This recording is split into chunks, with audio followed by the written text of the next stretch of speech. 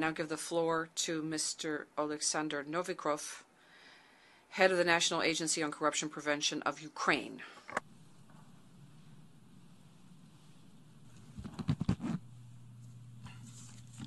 Mr. President, ladies and gentlemen, it is my honor to represent Ukraine at the special session of the General Assembly against corruption. Ukraine welcomes the adoption of the political declaration which reconfirms our full commitment to effectively prevent and counter corruption. A transnational phenomenon that, as COVID-19 pandemic, affects our country's economies and well-being, undermines development and security all over the world. And today we have not one but two wars in Ukraine. Along with the threat from Russian troops, Ukraine is in an active fight against corrupt officials, a fight for the democratic values, for a sustainable democratic future. The sources of both of these wars are deeply nurtured in our Soviet past. Therefore, in both of them, we can win only with modern and progressive weaponries. Among these weaponries, we see advanced digital tools, strong anti-corruption institutions, and better policy decisions. As for digital tools, Ukraine, the last 7 years, has become one of the world's leaders in development of anti-corruption IT solutions. We have reimagined the state procurement by introducing an electronic system, Prozoro. Today, Ukrainians can see information about every item of government procures. Thanks to its innovative approach, for the last 5 years, Prozoro allowed saving more than $6 billion that previously nourished corruption. It is impossible to bribe a computer. That is why Ukraine's Ministry of Digitalization brings in new technologies to administrative services sector. Ukraine has become the first world's nation to introduce the digital passport that has the same legal power as the paper one. And in three years, we plan to make 100% of public services available online.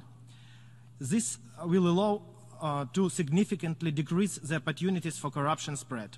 Along with that, Ukraine is the first country to join the Global Register for Beneficial Owners, developing the most advanced financial disclosure system. As of today, the National Agency on Corruption Prevention, I lead, has the most extensive big data on assets of public officials, which is the Register of Declarations. Open to the public, the register receives more than 800,000 of e-declarations of public officials every year. Moreover, all the declarations of the public officials are verified automatically by a special control system. This IT system automatically compares the data in the declarations with the information of 14 other state registers. Therefore, it is impossible for the public officials to submit false data without an NACP noticing. The development of these instruments would not be possible without a broad technical and expert support from the United Nations Development Programme that continues to be a reliable partner. Preserving and ensuring the proper functioning of this and other corruption prevention mechanisms remains among the key priorities of our agency. Along with other anti-corruption institutions, the NACP represents a strong and effective system. Despite constant attack like the one we experienced from our Constitutional Court last year, Ukraine anti-corruption bodies continue to act with integrity and in a result-oriented way. Thanks to the National Anti-Corruption Bureau work, Ukraine has seen the detention of high-ranking officials for the first time in its history. Among them are members of parliament, judges, senior management of state enterprises, and the head of the tax office. The NABU has boosted Ukraine's international cooperation by conducting successful joint anti-corruption operation along with its peers in Poland and the USA. With the new anti-corruption court established less than 2 years ago, we expect to see decent punishment for these officials in close terms.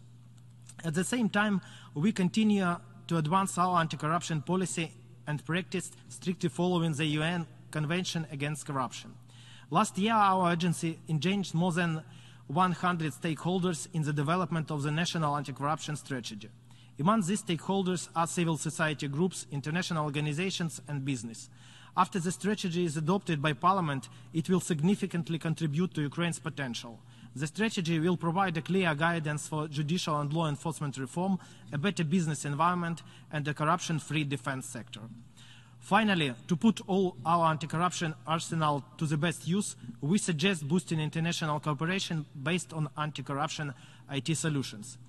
Our anti-corruption digital tools continue to receive global recognition. Therefore, we are eager to share these practices with our international partners. To make this happen, Ukraine remains open to a broader discussion on the digital anti-corruption best practices, both within UN and the regional level. Today, Ukraine counters 2 ongoing wars, including the foreign aggression. Thus, my country particularly values the international support and cooperation aimed at restoring the rules-based order and achieving the 2030 Sustainable Development Goals. Thank you.